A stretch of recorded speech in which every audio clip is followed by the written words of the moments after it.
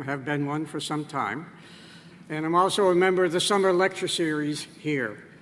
And some of us here in the auditorium and some of us watching at home, I welcome all of you. And we also have people from the University of Georgia as well as the University of Massachusetts listening by live stream. And please turn off your cell phones or silence your cell phones. We want to express special thanks today to the sponsors of this program and those who support individual parts of it as well as the entire program. The Byrne Foundation, Caldwell Law, Dartmouth Coach, Kendall at Hanover, the Ledyard Bank, and the Village at White River Junction. We also want to thank the sponsor for this session today, Tyler Sims and Sarvier, and they're very good, I know, because they do our taxes. Let me remind you of the question and answer procedures. Those in the auditorium were given an index card here when you came in and when you entered. Please write whatever questions you have on those cards, and at the break, deposit them at the basket right here in the stage. And we will go through those and make the selection for the final Q&A with our two speakers today.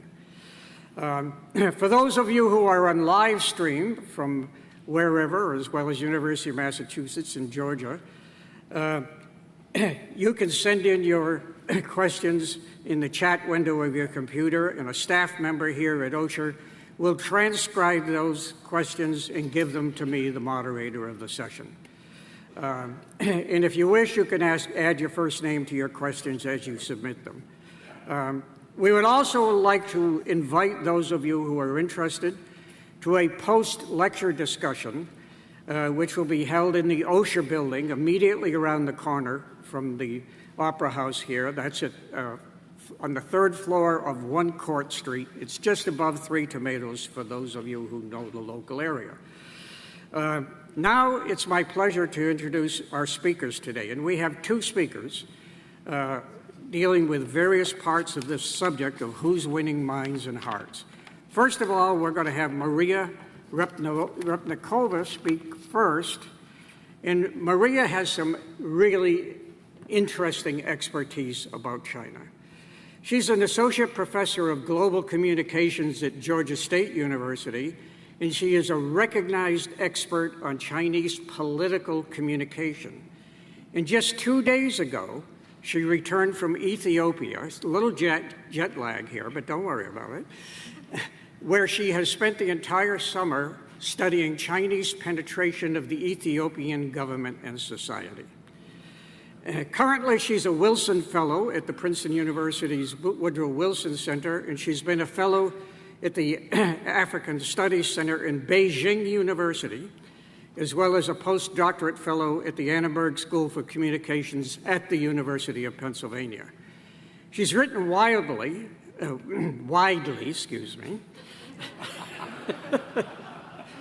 on Chinese media politics, including propaganda, critical journalism, digital nationalism, and soft power.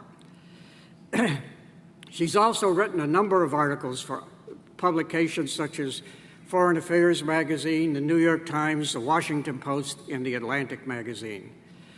And she has a PhD in politics from Oxford University, where she was a Rhodes Scholar. And she's here today to enlighten us about how China's soft power is being received in the world today, and perhaps especially in Africa. Maria?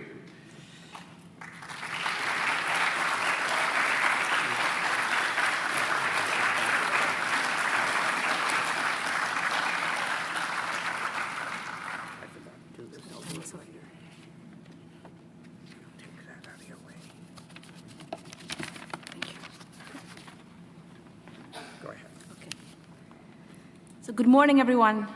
It's a pleasure and honor to be here. I'm very grateful for the invitation and to be able to speak in front of you today about this important topic on China, Chinese influence, Chinese soft power, and how it compares with the United States. So it's going to be a comparative discussion today.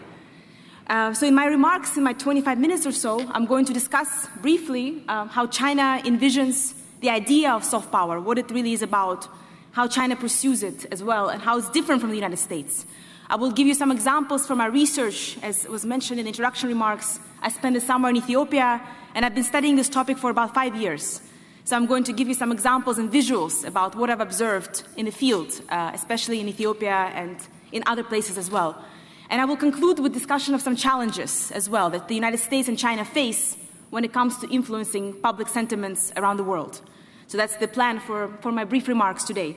But to start with, I wanted to talk a little bit about the idea of soft power. We hear so much about this concept.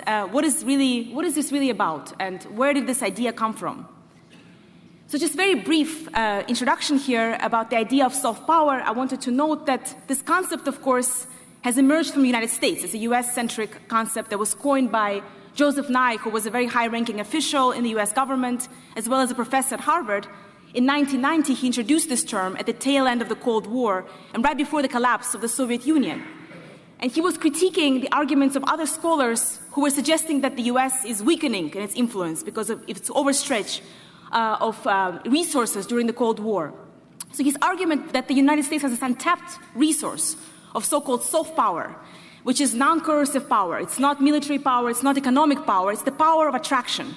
And the attraction specifically, the way he articulated it, is the attraction through values, culture, and foreign policy. So popular culture, like Hollywood, American music, films, etc., foreign policy that the US government practices, and American values, political values, freedom of association, freedom of press, and essentially the American democracy as being very attractive to many countries around the world. This idea of soft power, however, has really become popularized and has traveled around the world. Many countries have picked up this idea of soft power and tried to practice it in their own way. Countries like Turkey, Iran, and Russia, and of course China, have implemented and started to think about this notion of influencing other countries through soft power, winning hearts and minds, not only deploying military or economic power, but also trying to attract the publics, to enlighten them about their culture, about their visions, and so forth. China, in my view, has been one of the most enthusiastic adopters of the idea of soft power. Since mid-2000s, Chinese leaders have invoked this idea in very high-level speeches multiple times. And many terms have emerged that signal the importance of this idea in Chinese discourse. They include the idea of cultural soft power. In Chinese, it's wenhua ranshili, this term, discourse power, hua yuqian, and big country image, daguo xinxiang. You see these Chinese translations at the top. Thousands of academic articles have been published on this topic in Chinese language. And Chinese government has invested billions into promoting its image around the world. Some estimates, like The Economist magazine, suggest that $10 billion have been invested every year in the past decade or so by the Chinese government when it comes to promoting its image, practicing soft power. This compares to about $2.19 billion practiced or spent by the United States. So as you can see here, China outspends the US by far when it comes to soft power resources. This means investing in its media, investing in cultural exchanges, education, and many other initiatives that I'll talk about today. This engagement in so-called soft power by China, this promotion of its values, promotion of its ideals, and investment in its media has been scrutinized by American policy establishment, the media, and the public sentiment at large. And for the most part, there are two sides to the story when we look at the American perspective. One is that China is failing. It cannot win public support. Why is that the case? Because it doesn't have very attractive popular culture. It's not really cool, so to speak, because it doesn't have something to offer that's very unique, that's distinctive. It's really promoting communist ideals, propaganda, and so forth. It cannot possibly be attractive. The other perspective is that China is threatening. China is scary. It's practicing sharp power.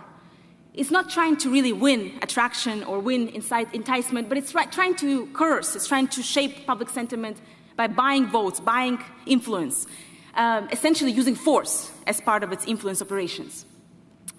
So, of course, we also see the emergence of the term New Cold War. I'm sure all of you have read it and looked at it in the media. We often see China and the New Cold War in the same sentence coming together. So what I wanted to do today is to challenge a little bit this notion that the US and China are outright competing or going against each other when it comes to promotion of soft power. But I wanted to argue that what they do is quite different. They have very distinct visions, distinct practices of how they pursue and engage in soft power. So this is what I want to really zoom in on today. So the key difference here is that when it comes to the United States the focus is really on values, promoting American values, and the US being positioned as the defender of liberal democracy around the world. This has been the narrative of President Biden. This has been the narrative of many presidents that came before him, this notion that the US is promoting a certain liberal order. And the US, of course, is at the helm of this order. When it comes to China, it's focusing a lot less on ideology, on values, but more so on practical appeal, tangible appeal, material appeal. So China positions itself as, quote, the developer and the economic success story. So we see a lot less about China's political system or China's ideology when it comes to its influence, but a lot more about its economic appeal, what it has accomplished domestically and how it can help other countries grow, which is how it really positions itself on the world stage. So it's a very big difference here between how the US and China really envision this concept, this practice of soft power. So just to give a little bit more detail about these distinctions. First of all, when it comes to the United States, what we see in the discourse that's articulated by the government, and we see this in the media as well, is this notion that there is a division in the world. There's a division between democracies and non-democracies, autocracies. There's a strong division when it comes to the political systems that we are seeing around the world. And what we need to do is to defend, of course, the former. We need to defend democratic world order. And we've had the Democracy Summit held in Washington recently, all kinds of democratic aid programs that have been reignited under President Biden. And his direct quote here is, "We will lead not merely by the example of our power, but by the power of our example." So really kind of advocating for promoting the example of how we practice democracy in the United States and articulating this widely and efficiently. From my study of how US embassies engage in soft power work and diplomatic work, I found that there's a strong emphasis on values like gender equality, racial equality, cultural diversity, as well as the stories of individual resilience and creativity. If you look at the US Embassy websites, Twitter accounts, if you visit and look at their programs on the ground, as I did in Ethiopia, you'll find that there's often a focus on the individual story. For example, about an immigrant like myself who came to this country at the age of 14 and accomplishing something here, something I couldn't accomplish back in Latvia where I was born. These kind of stories are really elevated in US diplomatic discourse. When you look at China, the emphasis is very different. As I mentioned, it's the emphasis on China as, quote, a developer. So China is offering economic opportunities to other countries, opportunities to develop. Xi Jinping's speech at the same address that President Biden was speaking at the United Nations address, we should safeguard and improve people's livelihoods and make sure that development is for the people. It's all about people-centered development. So what this means is that human rights for China is development first. So once you have food on your table, once there is access to living wage and there's more economic well-being, then you engage in more kind of human rights development. Human rights essentially means development. He equates the two. It doesn't mean liberal values. It doesn't mean democracy. It means economic well-being. So this concept, this idea of human rights through development has now been expanded to also peace as development. So China is arguing that in order for peace to be accomplished around the world, especially in countries where there's significant conflict, first they have to develop. Development first, peace comes after. Of course, that's not the case when it comes to Western approach. Oftentimes, peace comes first, maybe development comes after. China really positions development, economic development, at the heart of its approach to promoting its image.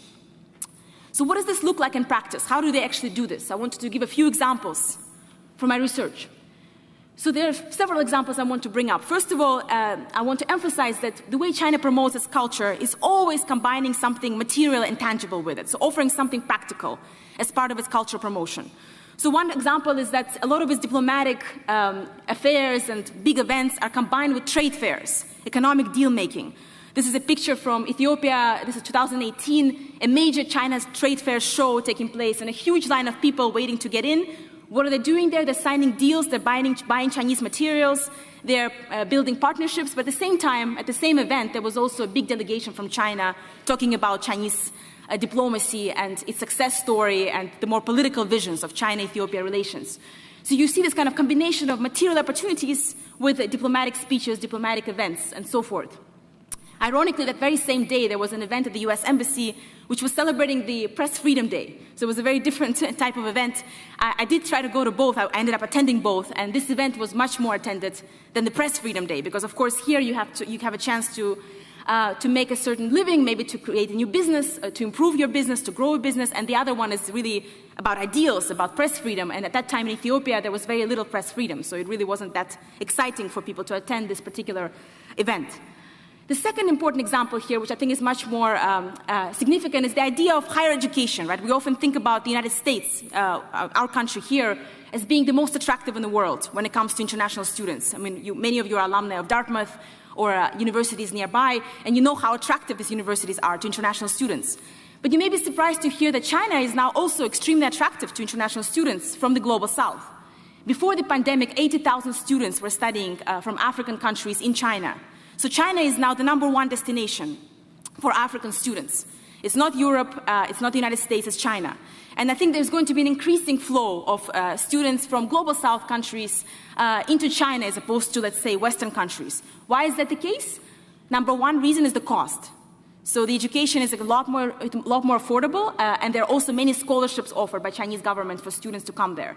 So it's more accessible. Essentially, access is what brings students to China. It's not so much that they're necessarily treating it as a first choice, but they're excited about the opportunity to go abroad, to study in a different country that's more developed than their own, and it's free or it's very cheap. So that's the #1 reason. In addition to these higher education opportunities for masters, PhDs, undergraduates, and so forth, there are also large-scale training opportunities offered to elites, to officials. In Ethiopia alone, over 5,000 officials have been trained in China. From my research this summer, I found that every single ministry, every major government office has very strong ties with China when it comes to trainings. They provide dozens of opportunities to an individual ministry, an individual media outlet to go to China for a couple of weeks to see and experience what China has accomplished. So these trainings are not so much about maybe learning something practical or in terms of skills, but they're about seeing and experiencing China's success story, its infrastructure, its economic development miracle. And they come back significantly with a shifting perception. You know, they really soften their view of China. They embrace China more after these training experiences. The third example here are Confucius Institutes. Some of you may have heard of Confucius Institutes. Here in the United States, there used to be over 100 of these institutes around various campuses that teach Chinese language and culture, and they're sponsored by the Chinese government. Here in this country, in the United States, they have been mostly shut down. And the reason was the fear of ideological infiltration, that somehow these institutes are promoting something that's malign about the United States, or they're spying on various activities on university campuses. And for the most part, they're closing. This initiative has failed here in the US. But they've been very successful in Africa. They have a lot of students signing up for Chinese language study, very vibrant initiatives taking place around other global south regions as well. Why is that the case? Well, the biggest reason is that they are promising jobs. So once you speak Chinese, once you learn Chinese, you're able to get a job at a Chinese state-owned enterprise or private company in Ethiopia itself. The job is typically that of a translator, and the job pays 2 to 3 times more than what you would get paid as a professor.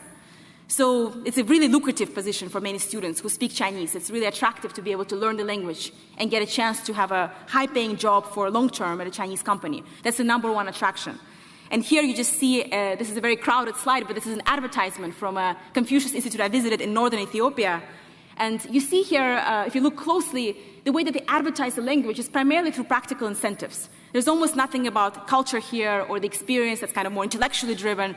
You see that #1 reason for studying Chinese language is the scholarships, joining a summer camp, working in a Chinese company with high payment. And only at the bottom of this list, you notice that there is the visiting China for traveling and experiencing Chinese culture. The Chinese culture promotion, it's really kind of at the very bottom of this advertisement, but at the very top are the practical benefits the students can gain. And one of the big benefits is a high-paying job at a Chinese company. That's the way that China advertises its language and culture. The fourth example here is China's storytelling through state media.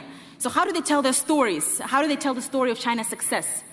The focus here is really on what they describe as constructive journalism. It's focused on hopeful stories, on solutions, and oftentimes also on promoting what China is doing, how it's helping those countries. So you see here a contrast between Western media and Chinese media in reporting about Africa. On the left side, you see very hopeful storytelling. China-Africa cooperation is booming. Nigeria's Buhari welcomes vaccine progress. Vaccines are mainly coming from China, by the way.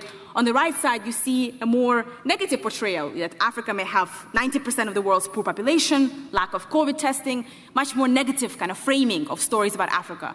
And that's exactly what Chinese storytellers often mention. They say, well, we have a more hopeful picture to present. We actually tell hopeful stories about China in Africa and about Africa itself, whereas Western media tells somewhat hopeless stories, negative stories, desperate stories about how Africa is failing. So the distinction here is that China really focuses on positive, optimistic narratives. But of course, that narrative is mostly about how China is helping those countries. So as I analyzed this media content, I found that much of the stories are really about China. They're not about Africa, they're about how China is rescuing those countries, helping them and so forth. That's the narrative that they're pursuing. And of course, this media is also highly censored, right? Chinese state media is not free, it's not private, it's not free to pursue whatever they want when it comes to their stories. So they have a very strict editorial line, and they have to stick to that line.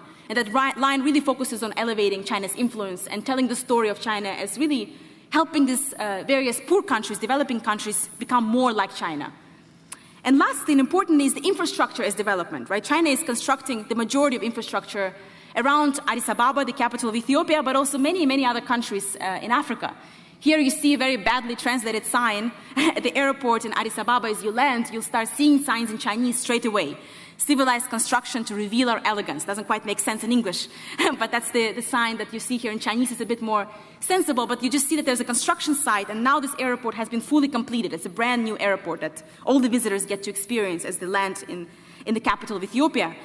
As you make your way to your hotel, you will notice buildings like this. They're all filled with signs in Chinese language, signs advertising Chinese companies, and constructing these massive buildings. Many of them are office buildings, some of them are apartment buildings, and many of them are giant landmark projects like the railway that goes from Addis Ababa to Djibouti, or the Addis Light Rail. It's a metro system that covers the whole city. All of that is built by Chinese state-owned companies. And more recently, on my last visit, I've also noticed that there is an effort to build so-called beautifying projects. This is a park in the middle of Addis Ababa. You see, it's quite a beautiful park, and this is a man-made lake. All of this is built by a Chinese company as a gift to Ethiopian government and the public. So it's a free project, so to speak. It's a gift. It's not a loan-based project. And you see here the label Friendship Square, the idea of friendship being conveyed through this project. That's a new phenomenon that's been witnessed while visiting the country. As you travel outside the city and you go to other cities nearby, you'll notice that there are signs like this on the highway. The highway is also built by a Chinese company. East is best, Chinese choose East, choose best, which is really kind of a funny slogan, advertising for China. And of course, on the left, you see a company being advertised, East Steel PLC, Chinese company. So you feel like you're essentially in a Chinese city as you're driving away from the capital to other neighboring cities. All the infrastructure, the signage, the symbols, and the companies nearby are Chinese. So it's a really kind of a fascinating sight, just how saturated the country is with Chinese influence economically and in terms of infrastructure. The majority of this infrastructure is loan-based, so this is not a gift for the most part. Ethiopia owes $20 billion in loans to China. It's the second largest loan recipient in Africa of Chinese loans after Angola, I believe. So it's really a loan-based relationship, which I'm going to talk about in a moment, that it's treated with much apprehension by Ethiopian elites and the public. But some of these projects are also gifts. They're meant to kind of inspire confidence and to translate into more goodwill from the Ethiopian side. So what does this kind of approach really yield, this approach of combining practical appeal and cultural engagement? I would argue, and based on the public opinion polls and my own research as well, that in the Global South region, especially in Africa, this approach has been somewhat effective. And as we'll hear from Bruce, there are very mixed polls when it comes to the West. China is not doing very well when it comes to its image in the West. It's really, declining when it comes to its favorability. But when it comes to Africa, the polls still signify a relatively positive influence. The recent Afrobarometer poll suggests that the majority in Africa perceive China's influence as somewhat positive or very positive. So that's quite a high grade, high mark when it comes to China's engagements. Surveys in Argentina, Brazil, this was 2019, so a bit dated. Half of the respondents had a favorable image of of China there. In my own research, I find that for the most part, there's strategic engagement with what China is offering. So there's a sense that China is offering something necessary, something practical, something that other countries can't offer. One of the comments you often hear from Ethiopian counterparts is, where is the United States? China is building everything. What about the United States? Why aren't they involved in these massive projects? And of course, it's hard to explain to them that it's very difficult to compete with China when it comes to scale and cost of its infrastructure development projects. So there is definitely strategic engagement and appreciation of what China is doing on the ground. But at the same time, there's also apprehension. And I want to talk a little bit about apprehension as well, because oftentimes in polling, you don't really see those sentiments because those questions don't come up in the surveys, at least the surveys I've observed or seen. But in focus groups, when you sit down with a group of 4 or 5 people and you have 2 hours to ask them questions, to discuss, to debate the issue of Chinese influence, you find that the apprehension or the concern overpowers the positive sentiment for the most part. Most people will start out with appreciating what China is doing, but as you go down the list of questions, there are a lot of critical comments that are shared as well. So what are the big concerns, and what is the nature of appreciation, and what are the big concerns? So when it comes to appreciation, there are two types of sentiments that I've observed. One is the appreciation of China's infrastructure, development projects. So the roads, right, that I showed you the pictures of. The major big development projects is something that many people praise, and I think it's a necessary step for the government to build them through Chinese assistance. And the other major issue here, or the major sense of appreciation, is the notion that China is a success story when it comes to economic development. In particular, the idea that China has elevated or alleviated poverty. 700 million Chinese people have been essentially freed of poverty in the past 3 decades, is something that many bring up as an example, that China was also poor. It was also poor just like us, and in 3 to 4 decades, it became a very rich country. So it's seen as kind of an economic miracle. Like, how do we become like China? They've done something really remarkable when it comes to poverty alleviation, and really just becoming a much more developed country in a very short period of time. That's something that many people bring up as aspiring. But what about the apprehension? There's also significant level of concern.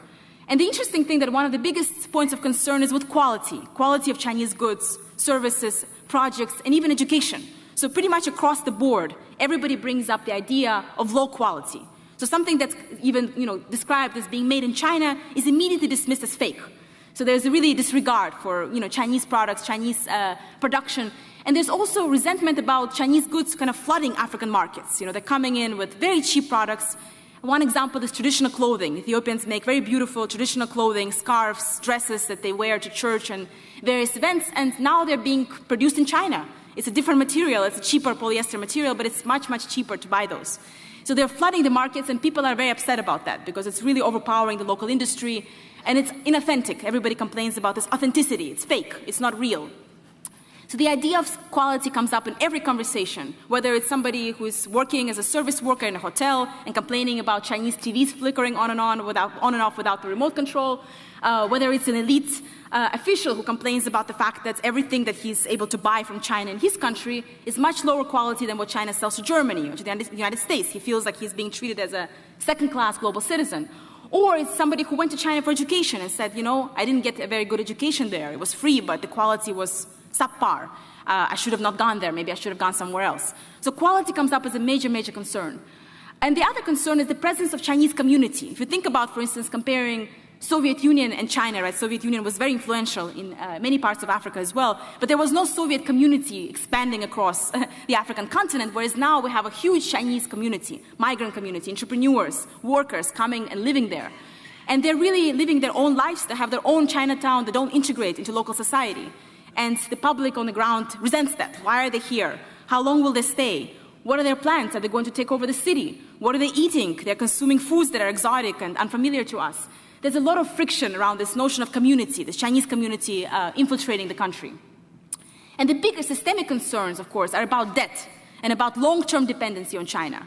So when the issue of debt comes up, there's almost no hopefulness when it comes to repaying the debt. If you ask Ethiopian elites, how do you think this debt is going to be paid back? Most of them shrug their shoulders and they say, we just rather not talk about it. We have no idea how this money is going to flow back to China. And then others offer scenarios that are quite, scary. For example, China taking over an airline industry or another kind of big project basically going to China. China essentially taking over the country. That's the sentiment on the ground. It's not that China is, benevolently helping, but it actually has a strategic plan, a long-term vision to take over this country and this continent. That's the vision that most elites actually hold on to, but they don't express it publicly because it's too sensitive and too critical.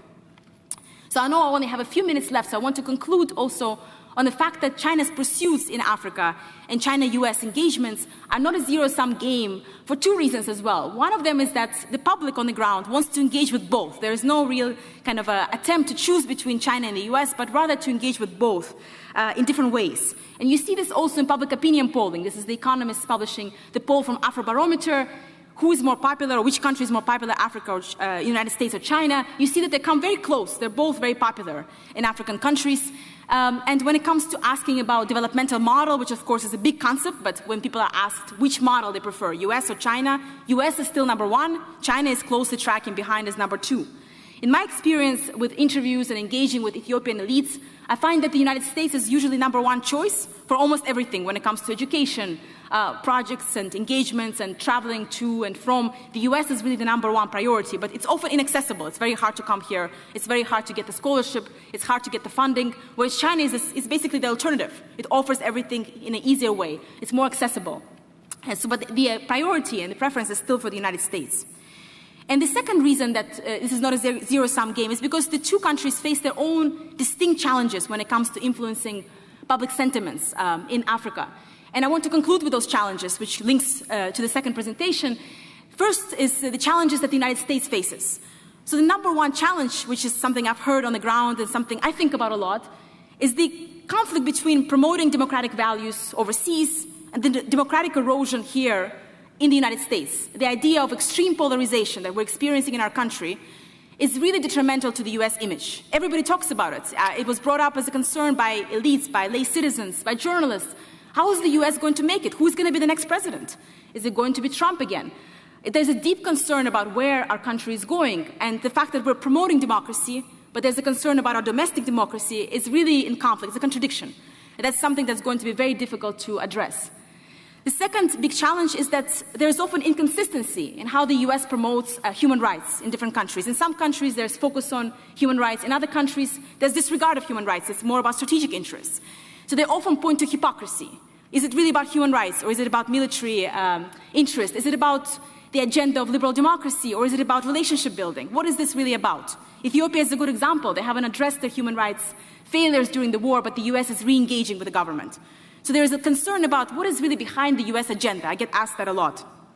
And the last point that I already alluded to is that the American dream, right, coming to the US, achieving something here, is very difficult to attain. It's hard to get the visa. It's hard to get into the university. I've given many talks at high schools, universities, and other places about coming here to the United States. The interest is extremely high, but the understanding of how to get here is very low. Nobody understands how to break through the system. There are many, many barriers, starting from slow internet to the decentralized nature of our education system. And most students who are very ambitious, they won't make it. The very few will. So that's another major barrier. And the very last point on China, which faces its own challenges. What is China facing? So the #1 challenge is that China's practical engagement yields scrutiny over the quality of its offerings. As I mentioned, that many people think that Chinese offerings are not high quality, they're low quality. So it's offering a lot, it's mass scale, it's accessible, but the quality is seen as basically subpar, it's not sufficient. That's #1 challenge that the government is struggling to address. And the second challenge is that this kind of relationship building, which is really focused on money, on giving, on gifting, it yields transactional relations, right? People are only engaging with China as long as it's offering something practical. They're not interested deeply in Chinese culture. They're not interested in moving to China. They're really interested in Chinese offerings when it comes to money, infrastructure, and gifts. So that yields a very transactional engagement. And the very last point here is that just like the US has to focus on its internal democracy, right, to be attractive to the outer world, China has to focus on its internal economic success story to be attractive to other countries. Currently, its economy is slowing down. Its graduates are having difficulty finding jobs. And there are many, many crises within China that the government is also struggling to address. So if China becomes a less attractive economic model, how is it going to promote itself on the global stage? So I'll leave you with that, and I thank you for your attention. Thank you very much.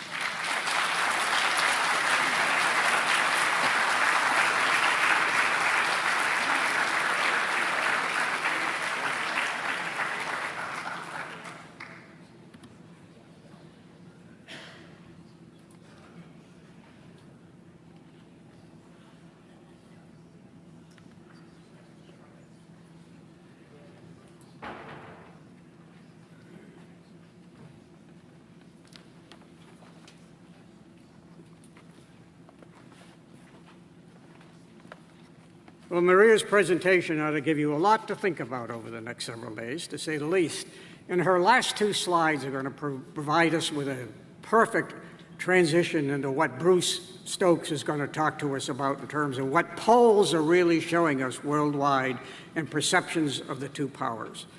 Bruce Stokes is currently a senior fellow at the German Marshall Fund, where he authored the fund's publication, Designing Ukraine's Recovery in the Spirit of the Marshall Plan. Bruce was previously the director of Global Economic Attitudes at the Pew Research Institute in Washington, D.C., where he helped create and authored many of Pew's global surveys, including many on China itself.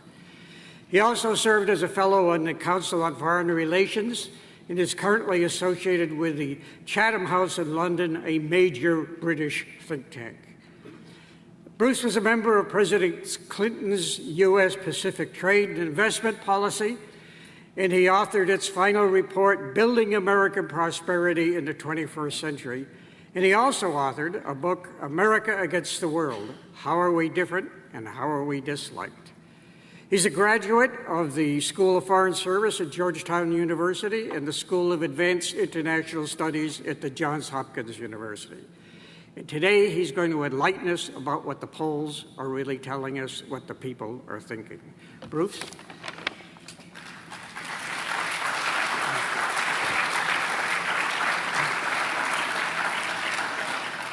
Thank you, and it's a pleasure and a privilege to be with you this morning.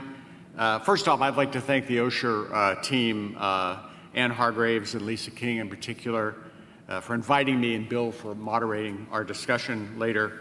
And also a special shout out to my longtime friend, Ellen Frost, who actually thought of inviting me to do this. So I appreciate her intervention here. I'm also very pleased to have met Maria. It turns out we both went to the School of Foreign Service at Georgetown, her a long time after me, but so we share that experience, and I look forward to the discussion we're going to have afterwards because I found her presentation just fascinating and really complimentary to what I'm about to share with you. What I want to share with you, as Bill said, is public opinion data. And how people see the U.S. abroad, how they see China abroad, how it compares and contrasts, and use that as a basis for our further discussion. But as someone who has spent about a decade of my life as a pollster, but for 3 decades before that as a journalist using public opinion data, I want to share with you, if I could, a couple of caveats about public opinion data, because I do think that as consumers of public opinion data, you have to keep a couple of things in mind. One, polling is an art, it's not a science. Now, when you talk to my colleagues at the Pew Research Center, where I used to work there, and they had their PhDs in polling science, they would, of course, tell you it was a science, not an art. But it really is an art. It's about who you ask, when you ask them, how are the questions written? How are the alternative answers written? How you interpret the data? That's all an art, and as consumers of polls, if you're ever interested in a polling question, you want to, how could people really believe this? Try to see the question. See if you believe it was fair or not fair, etc. Were the answers a balance of options? But most importantly, I would say, the thing about polling that you should try to, I believe, firmly understand is that the best polling questions are about emotions, not about reason.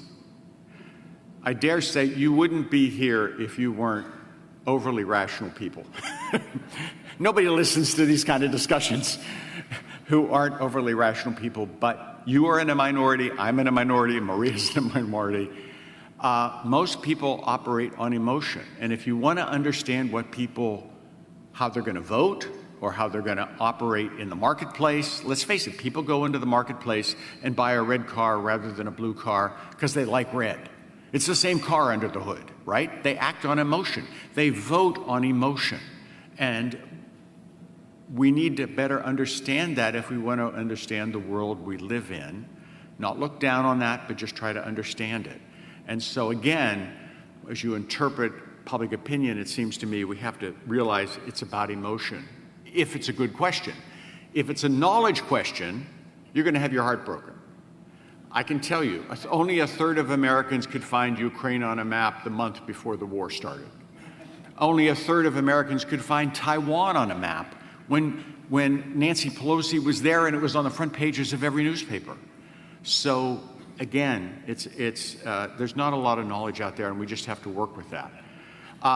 So views of China, American sentiment about China is at an all-time high negative, at least since we have polling data. It may have been worse during the Cold War, I don't know, but the point is it's really quite dramatic how bad it's gotten in the United States, worse than after Tiananmen, which is really quite striking. Republicans are slightly more negative about China than Democrats, but Democrats are still pretty negative. And the real critics are conservatives and older Americans like all of us, right? The greatest concern Americans express is the rise of China as a world power, which I kind of find interesting. I wouldn't have expected this. I think it's about rivalry. People are worried about somebody else being number one, not the United States. And while Democrats see China as a competitor, Republicans see China as the enemy. So that is a real partisan distinction and has policy implications, obviously. And it is also interesting that Americans, just recently, in the last year, are very worried about China's relationship with Russia vis-a-vis Ukraine, really. More so than they're worried about China and Taiwan, which, again, I would not have expected that. So it's one of the reasons we do polling is to get that sense. It doesn't mean that economic competition with China is not important to Americans. It is. And it looms large as a problem across all categories of politics and age. And it's a reminder that if you ask people a specific question about a specific issue, you generally find they're worried about it. It's just that when you ask a relative question, then you get a better sense of what's important to people. And the United States is not, Americans are not alone in their concern about China. China is seen unfavorably in Europe and in large parts of Asia, but not in Africa and Latin America. As you can see, 83% of Americans in this survey had a negative view of China. 72% of the French had an unfavorable view. 76% of the Germans. One notable thing in the last decade has been the rising antipathy towards China in Europe. It is actually, I find it heartening in the sense that maybe we can work together on China-related issues better than we could, say, 10 or 15 years ago. But note that in Africa, the negativity towards China is very low. But it varies between countries, and we can talk about that later, maybe what are some of the reasons why. When you ask the public questions about Chinese soft power, kinds of things that Maria talked about, one of the interesting things that kind of differs with her experience with focus groups, and I think this is one of the things we should get into in the conversation is why. When you ask the public in a poll, the thing that they feel best about China is its technological achievements. And I would have interpreted this data as, well, they don't mean whether the Chinese are doing well on quantum computing or AI. I mean, the average people don't know anything about that. It must be because they have a Chinese refrigerator in their house or a Chinese TV in their house. But Maria's experience is they say, no, I have it, but it doesn't work. So it's interesting to kind of delve into this and what it means. Notice that their appreciation of other aspects of Chinese software is not very good compared to I'll show you what they feel about American soft power. Now, to get to the views of the United States, 6 in 10 people outside the U.S. have a favorable view of America, which is fairly positive. And you can see it's fairly well distributed around the world, 71% in Kenya, 74% in Nigeria. Actually, some of the people who know us the best are the least supportive of the U.S. They're so positive, but Canadians only 57%, right? And the Mexicans only 63%. I can tell you the Mexicans during the Trump administration was below 50, so it's all relative. And the sentiment towards the U.S. has actually improved during the Biden administration. Now, this is in part, and it's across the board in almost every country, this is in part because one of the things you learn in doing public opinion is that the perception of the United States is directly tied to the perception of the U.S. president. In fact, based on the polls I've done at Pew, based on the polls we did at the German Marshall Fund that I worked on, I I think the driving factor is people's perception of the American president that pulls up the view of the United States or pulls down the view of the United States. I mean, look at this in 4 European countries, the trends and the views of the United States president. Went down under Bush, jumped up under Obama, fell under Trump, went back up under Biden. In fact, I showed this to Chancellor Merkel's North American advisor and the German chancellor in Berlin during the Trump administration, and he had the observation, which I thought was fun. He said, "Oh, isn't that interesting? It took George Bush 8 years to get to this low point. It took Donald Trump 8 weeks." And he was right, right? You know, part of this is just up and down. Although, and let's face it, I mean, that's what often people, I remember sitting with a bunch of young Indians in the middle of nowhere in Rajasthan, all of whom had cell phones and kind of followed things in the world. And I said, well, what do you think of Donald Trump? And they said, oh, he's the U.S. president, right? I was kind of surprised they knew it. But one guy said, yeah, isn't he the guy who has 3 wives? And I didn't want to break his heart by telling him, but they weren't at the same time, right? But Europeans believe that America is the most influential actor in world affairs, and I can tell you, we at the German Marshall Fund are coming out with a poll next month. This continues to be the case. Overwhelmingly, people in Europe see us as the most influential actor, and they see the U.S. as a rising economic power, while China's economic strength is ebbing, which, again, we can get into in the conversation, but Maria alluded to that in her last slide. One of the things I think that's going to be very interesting in the future is China is slowing down, and what that means for the perception of China and all the kind of strategic implications of that going forward. And by overwhelming margins, the publics prefer economic ties with the United States compared to economic ties with China, even though they see Chinese help as very useful to them. If they have to choose, if you can give them a choice, they prefer stronger economic ties with the United States. And American soft power is an important element of the U.S. stature in the world. This is a very important contribution by Joe Nye, this observation. As you can see, our technological achievements, our entertainment, our universities, our military are widely appreciated. Our standard of living, not so much, which is kind of interesting. The people kind of understand there's a lot of poverty still in the United States. Yet, and I think this is the downside, and I think we as Americans have to understand this. These are polls of average people. These are not elites. 9 in 10 foreigners see racial and ethnic discrimination as a serious problem in the United States. People know what's going on in the United States around racial and ethnic issues, and it bothers them, it worries them.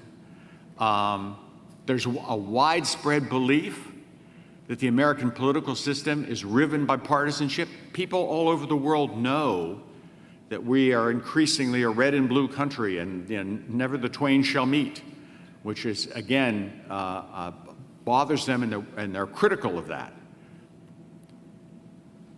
And many of you will remember that Ronald Reagan used to give a speech where he said we were the shining city on the hill. Everybody wanted to be like us, and he was talking about our democracy and how wonderful that was. 8 in 10 people outside the U.S. now say that American democracy is not now or never has been a good example for others to follow. So we are not the shining city on the hill to a lot of people, and people have a perception of our democracy, which I find very troubling, but I think fairly accurate, actually, that our democracy is a challenge for us around the world.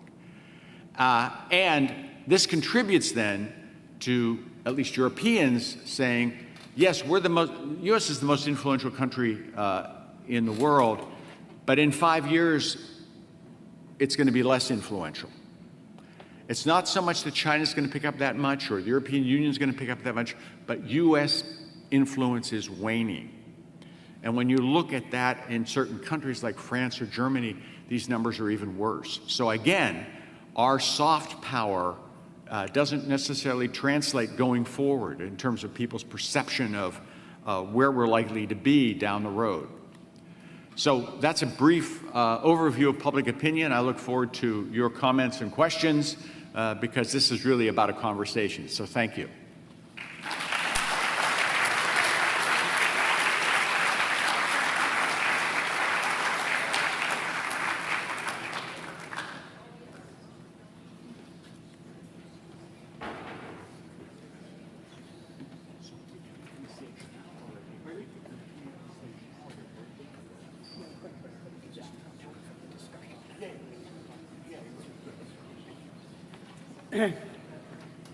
Bruce, thank you very much.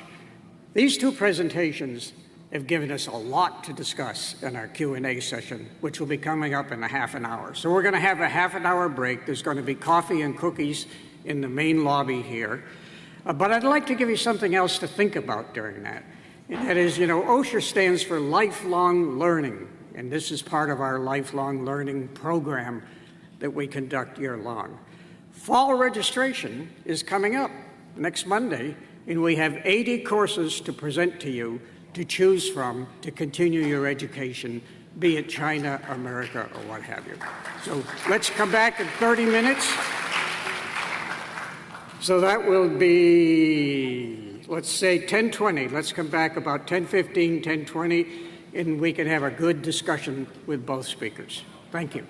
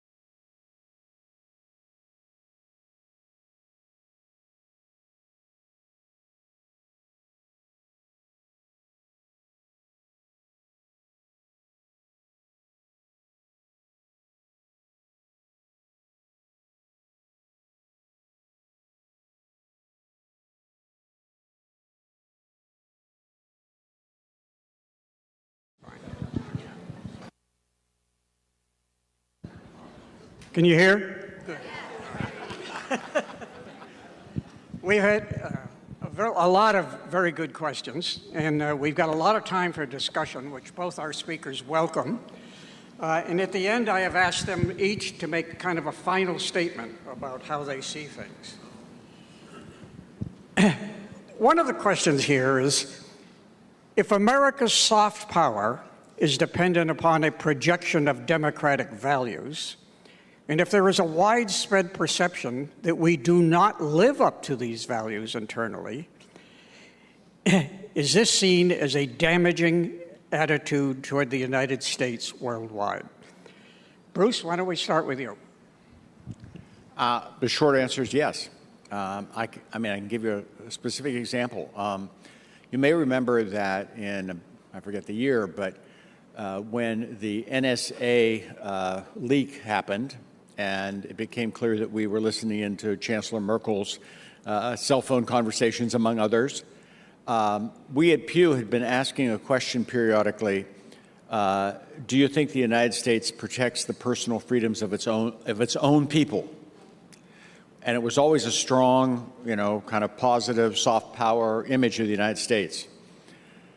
After those NSA revelations, that number started to go down in Europe and went down for multiple years. There was a long tail to that impact. Now, the last time Pew asked this question, it started to go back up a little bit, in terms of views that we protect the personal freedoms of our own people, but not anywhere close to where it had been. So, what happens in the U.S. Has a real impact on our image, and people know about it.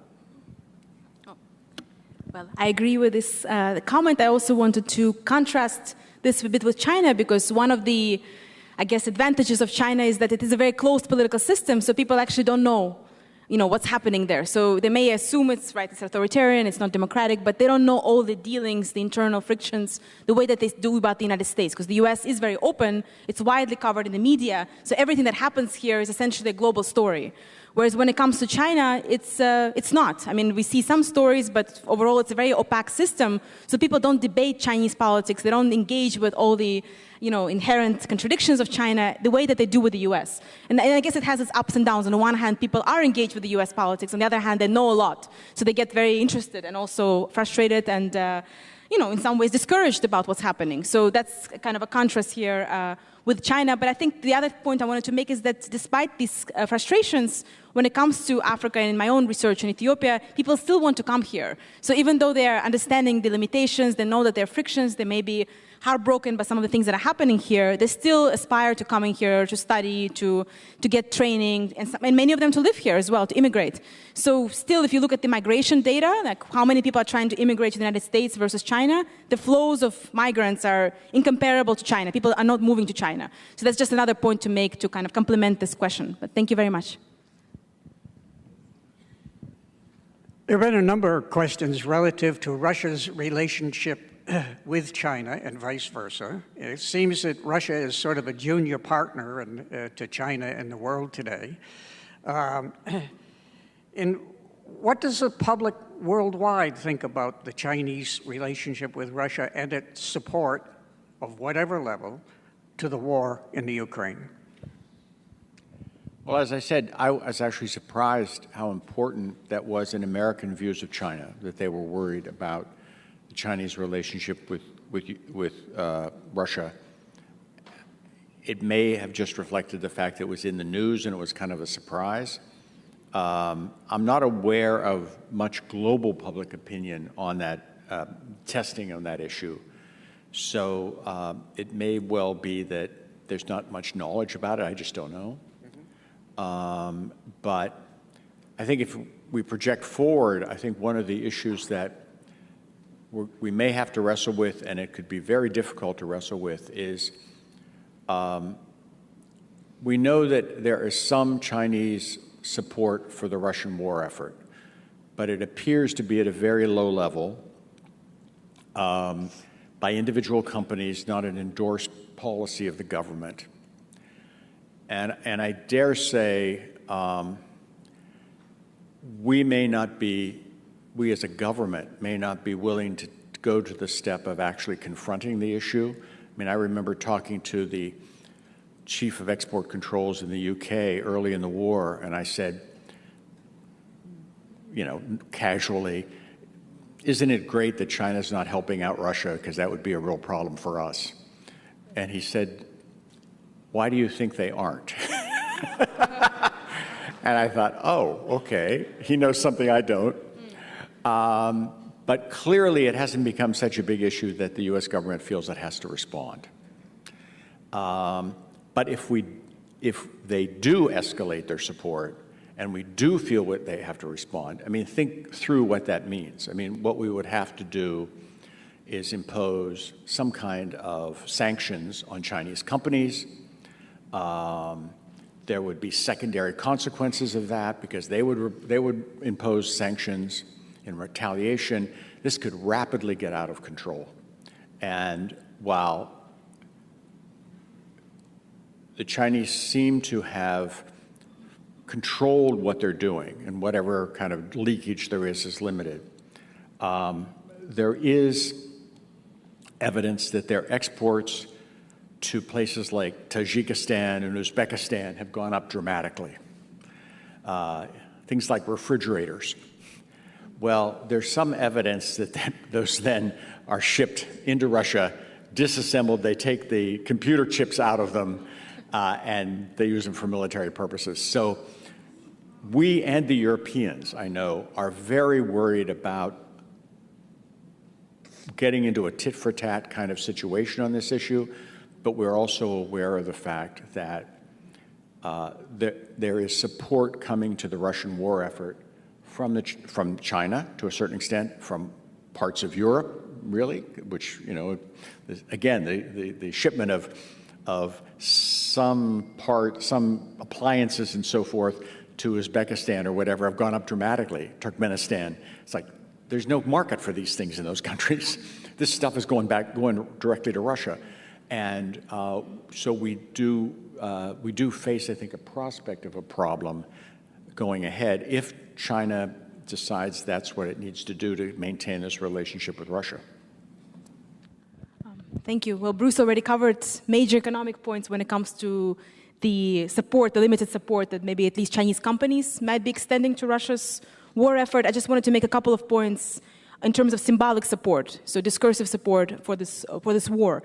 So what we saw at the beginning of the war, the big concern was that China is spreading disinformation that Russia was articulating in its media, and disinformation about biolabs, that the US has biolabs in Ukraine, and other points that essentially are untruths, fake news. The Chinese media was also articulating and spreading. This was really high alert, and State Department has issued a number of statements about that and warnings issued to Chinese counterparts that they shouldn't spread disinformation.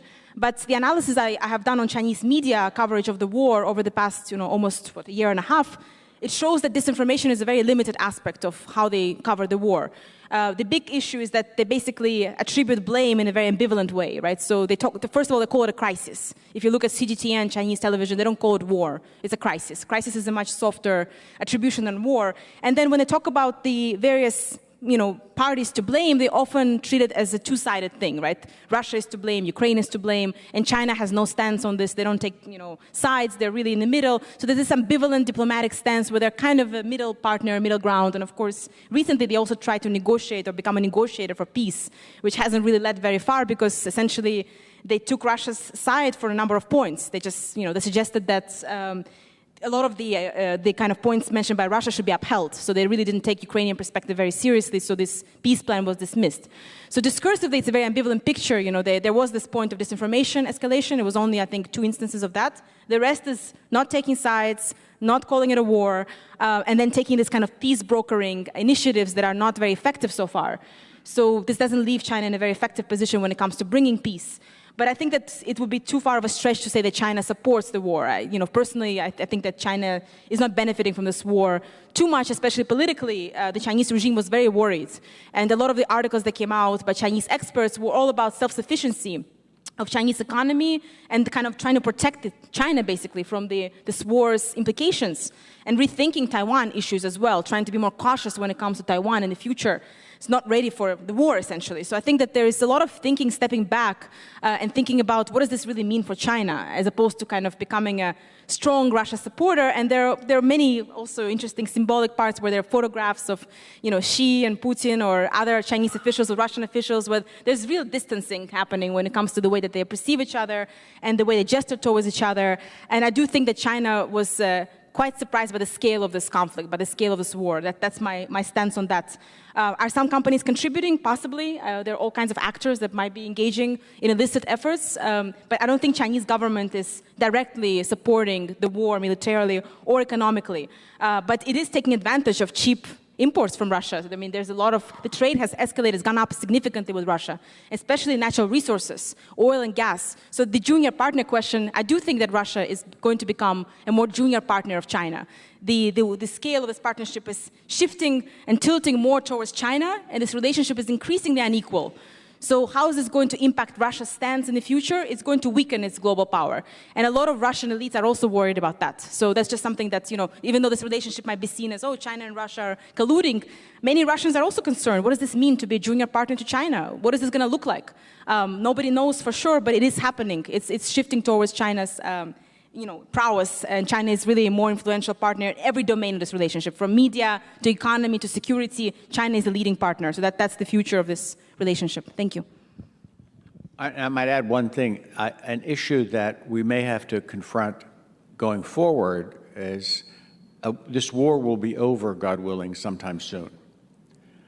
The reconstruction of Ukraine is loosely estimated at $450 billion.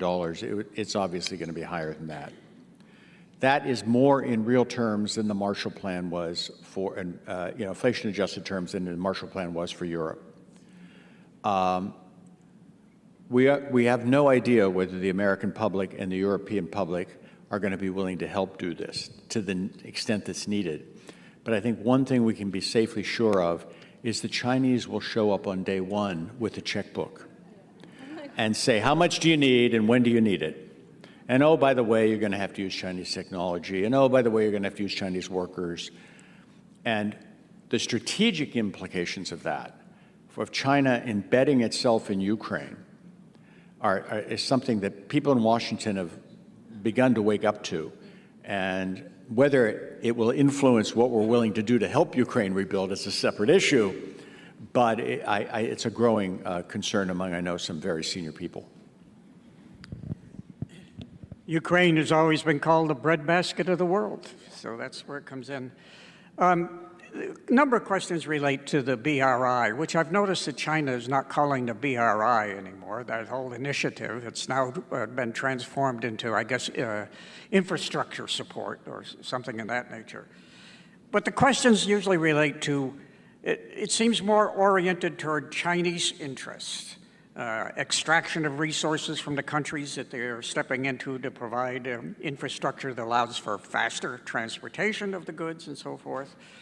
And a foreign investment serves Chinese more than it does the countries they are serving, even as impressive has been their infrastructure development. Maria, why don't we start with you on that one, since you're very familiar with some of it. So first of all, about the terms, the BRI, it has indeed been kind of softened and diluted. The reason is many of these projects have failed.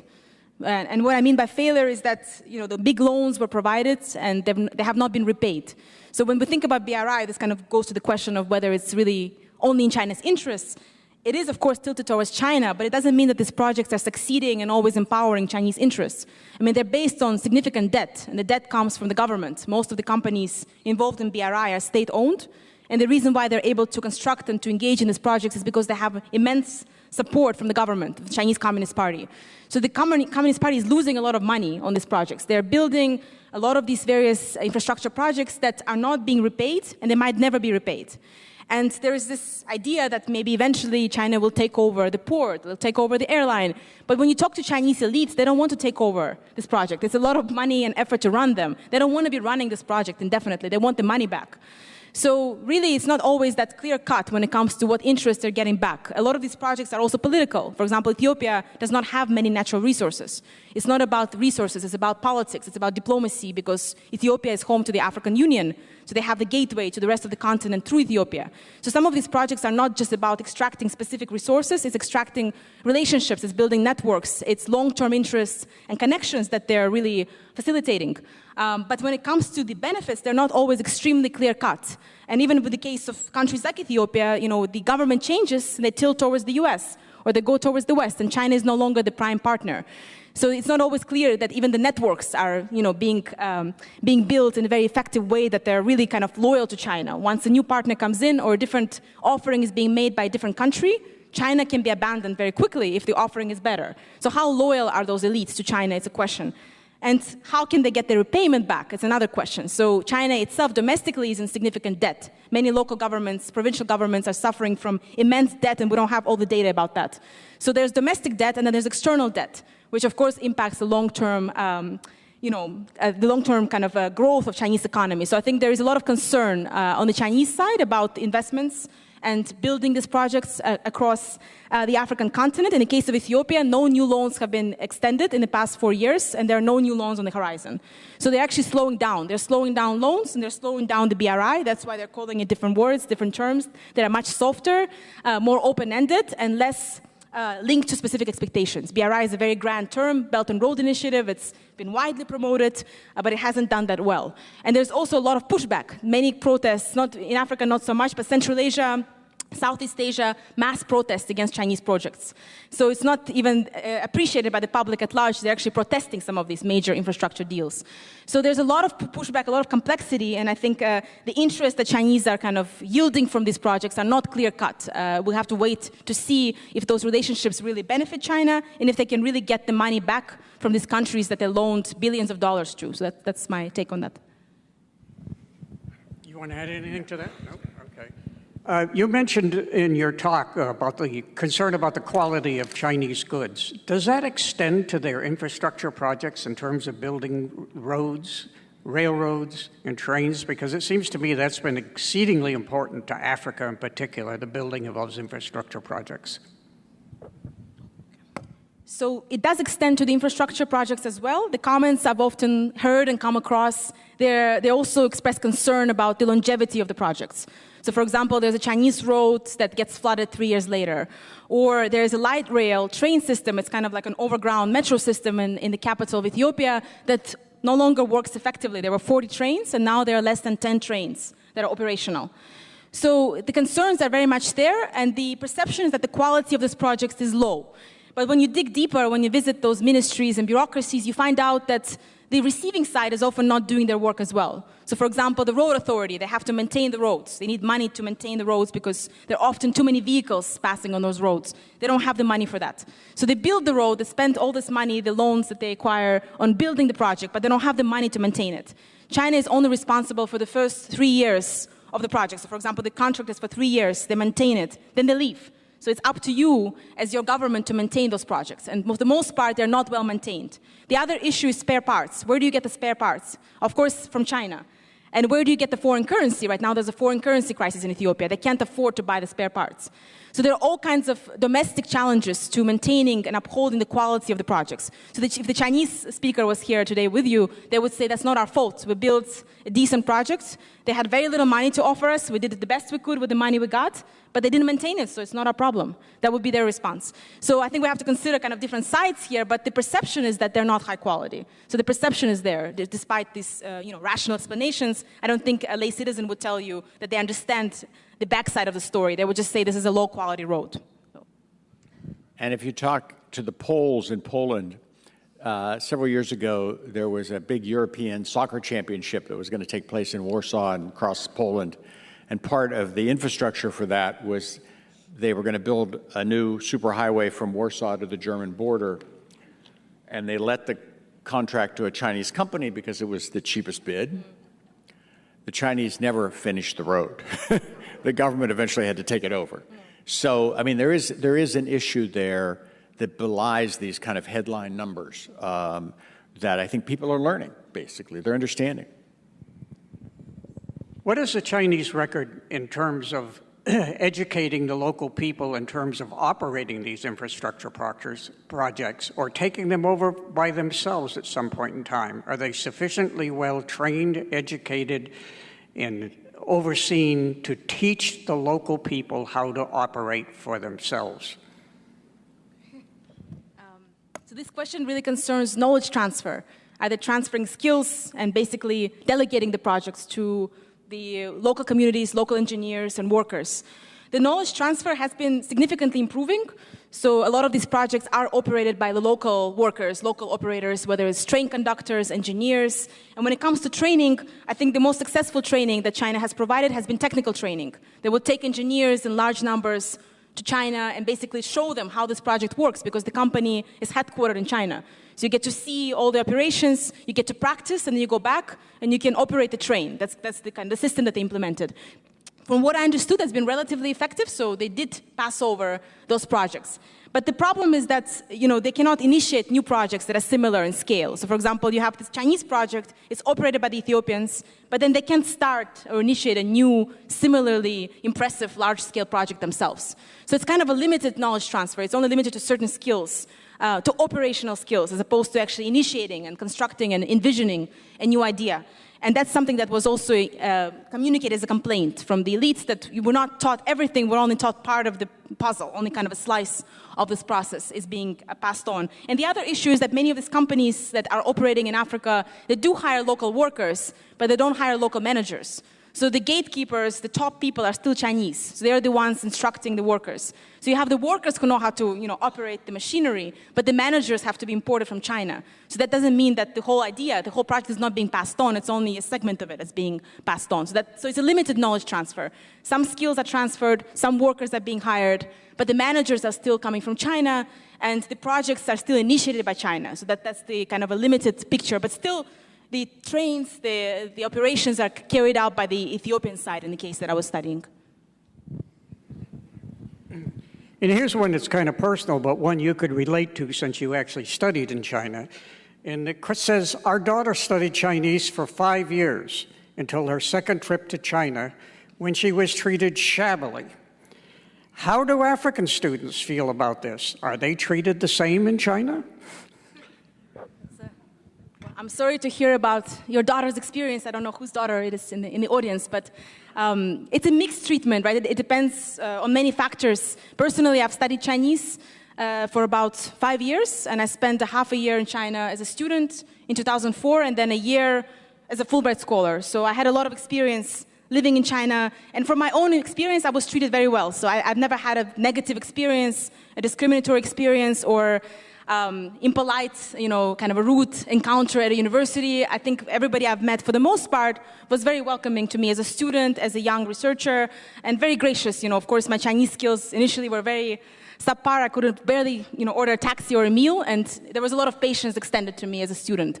So I'm very grateful for the way that I was treated while I was in China. When it comes to African students, there is racial discrimination in China as well. And it's not talked about so much, again, because the system is so opaque, we don't hear about it. In the US, we hear all about it, but in China, we don't.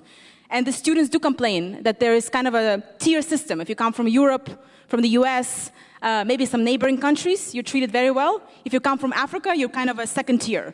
So you might get a less high-quality professor or program. You might not get into a program you want to get into. And the other thing is just societal kind of engagement. So you go on a metro or subway, everybody takes a picture of you as an African student. I mean, that's very disconcerting. So people try to take a picture of you without your permission. They touch your hair, they touch your clothes, and they comment on you all the time.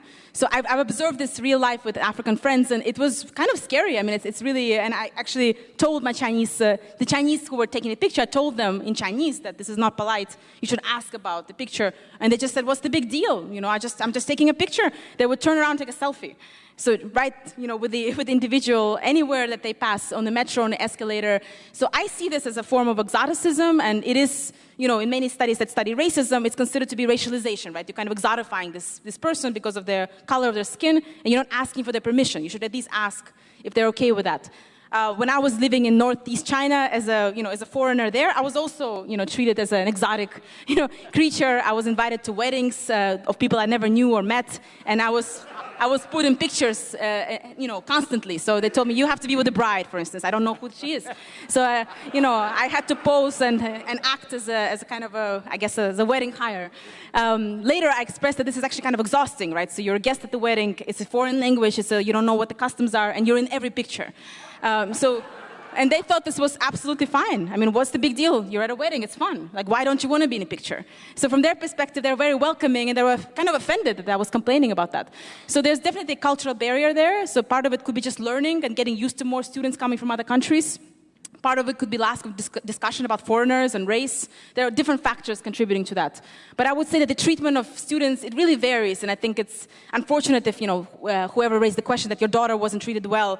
But it really does kind of vary depending on what professor you encounter, who helps you, what kind of students are around you or your daughter. But many Chinese are still very welcoming. I think they're very curious as well about where you come from. They're very fast learners, and they're very quick to grasp everything about, who I am, what I'm doing there. So I still very much enjoy Chinese culture and enjoying going there, but there are these caveats that I'm also very aware of and concerned about. Thank you. It's interesting you raised that question because a friend of mine whose daughter's just completed her freshman year at Harvard and went to Beijing this summer to study Chinese. She'd been studying Chinese since she was like 6 years old or whatever. And she had the same experience your daughter did. And I don't know the details. I do wonder whether it's because the security concerns in China have grown, and Westerners may feel that oppressed by that, which is totally legitimate to be oppressed by it if you're being followed around or whatever.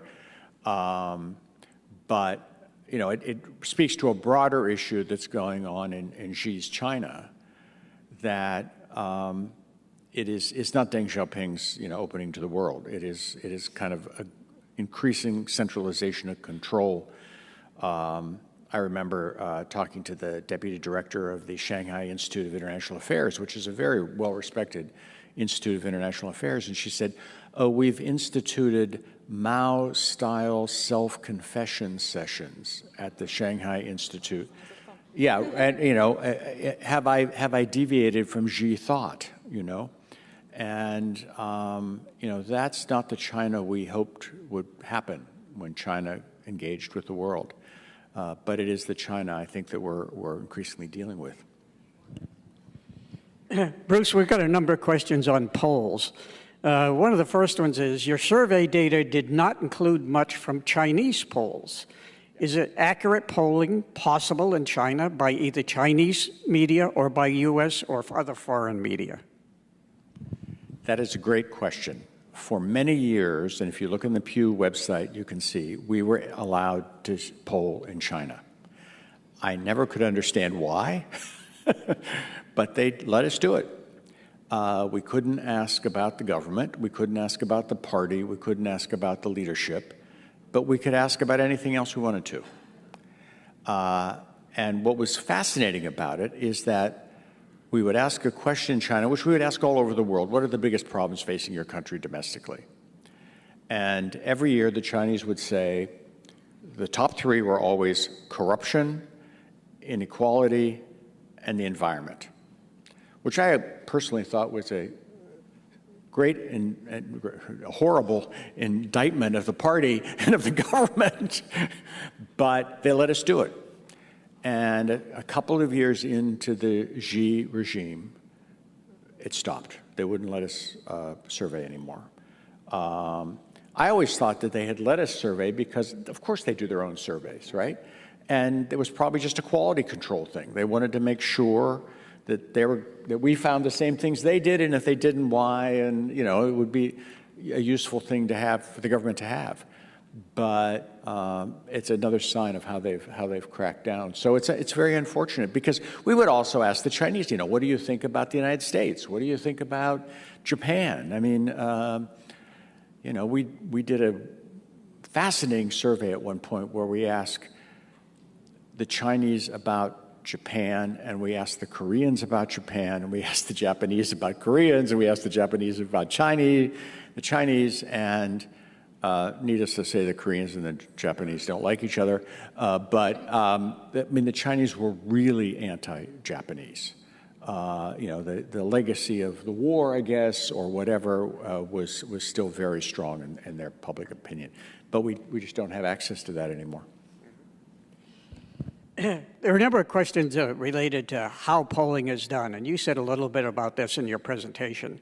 How do you get the results that you know are credible? And the individual says, I never respond to a poll. Who does? How do you know the responses are honest and credible, and how do you make that decision? I mean, that really goes to the nub of the challenge in public opinion polling, which is, in the old days, when George Gallup and a couple of others invented polling right before World War II, the people literally went door to door, and they knock on your door and they would ask you questions. And then that transitioned to telephone polling, because it was obviously more efficient and more effective. But of course, most Americans had telephones before you could do that. And it was the kind of gold standard of public opinion polling for many years. But the response rates kept going down and down and down. So eventually, the response rate was down to about 9%, which, just think about that. That means you had to make 11 phone calls to get one person to answer your questions. And now, when you do respond to a poll, they'll ask you, your gender, and they'd ask you your age, and a legitimate poll, wants to have a sample size that is reflective of the U.S. population, or the population of whatever country you're doing this in. And, for the most part, polls, are very good at that. It's standard procedure. But because the response rate was so low on telephone polls in the United States, you were never quite sure whether you got the kind of opinionated aunt who lived in the attic, who had nothing better to do but answer your questions. Because, with all frankness, I never respond to polls when they call me. I mean, I have a life to live here. I would sometimes respond because I wanted to know who was paying for the poll, right? And sometimes you'd feel, this is being paid for by the financial services industry, But the best polling is now moved to what is called panel polling, where you create a panel of people who are willing to respond to questions. Pew now has a panel survey of over 10,000 people, which is great because then you can slice and dice the data better, right? You can say, Orthodox Jews believe this, but evangelical Baptists believe that. And so it's a much more supple sample size, but it's costly and it's laborious because you kind of rotate people off the panels because you don't want professional test takers. But it's good because you can get then older people who because you do this by computer. You may have to give them a computer and teach them how to use it. And poor people who don't have a computer, all of which the initial survey samples that were done on online, you missed older people, you missed poor people, you missed uneducated people, and so this is a much better system, and more polling organizations are going to that. Internationally, for the most part, in Africa, it's still face-to-face. I mean, when we would do surveys in India, first we had to translate the questions into 8 languages, and then you had to kind of go all over the country because the survey sample also has to reflect the geographic disparity of the country. And literally it took 2 months because you'd send somebody into some remote village to interview 5 people, and so it is a very costly effort, very laborious, but the future of polling is with these panels. And if history is any example, eventually the panels won't work and we'll have to come up with a different way to do it. But the kind of the future in polling right now is these panels. And if any of you are ever invited to be on a panel, I would highly recommend it. It's fascinating to kind of know what the questions are, who are, and why are they asking me this question? And that can be actually quite interesting too, is try to figure out what's the purpose of this question, because it may reflect the bias of the questioners, right? So that's kind of interesting too. There are a number of questions about the media, and it would relate to both U.S. media as well as to foreign media reporting on events in the United States in terms of impressions given on the U.S. political system, on U.S. biases, and how is that balancing out? Is the foreign media reporting on the U.S. more accurate than our own? Is our own a bit more biased? How is all this working out? You're the journalist. You have the journalist experience.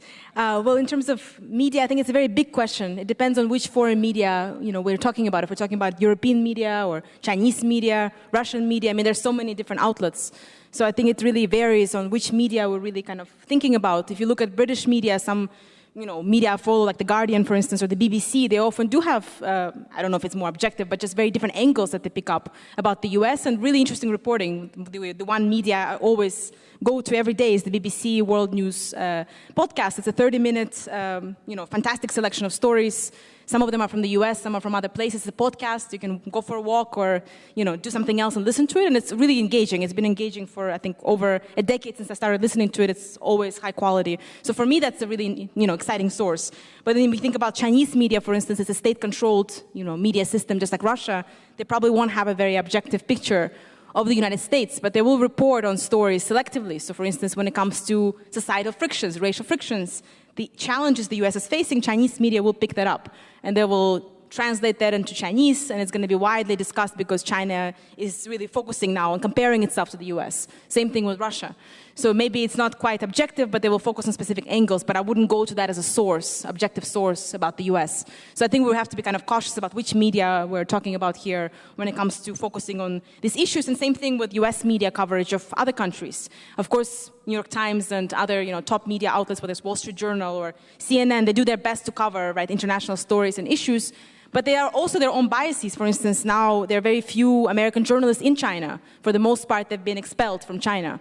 So what we see here is a picture that comes from Taiwan, South Korea, and basically neighboring regions and countries. We don't have almost any journalists based in China anymore. I think it's really sad that we have this kind of extremely limited lens of stories or lens of information that we're drawing from. So in that sense, also as we read the news, we have to be cautious in thinking, is this a story coming from China, or is this somebody who's based in Taiwan or based in the US who's reporting about China?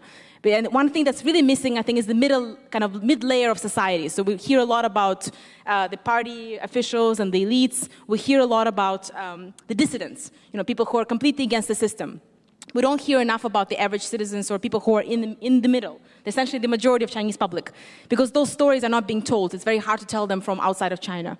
So that's something that I'm missing as I'm reading the news. But of course, there's still wonderful coverage being produced, but just being aware that most of it is not coming out of China directly anymore. So.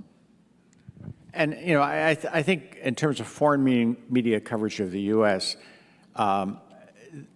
it's actually very easy to criticize the U.S., so there's a lot of that. I have good friends who write for The Guardian, and I try to look at it every day, but it's pretty critical of the United States on a consistent basis.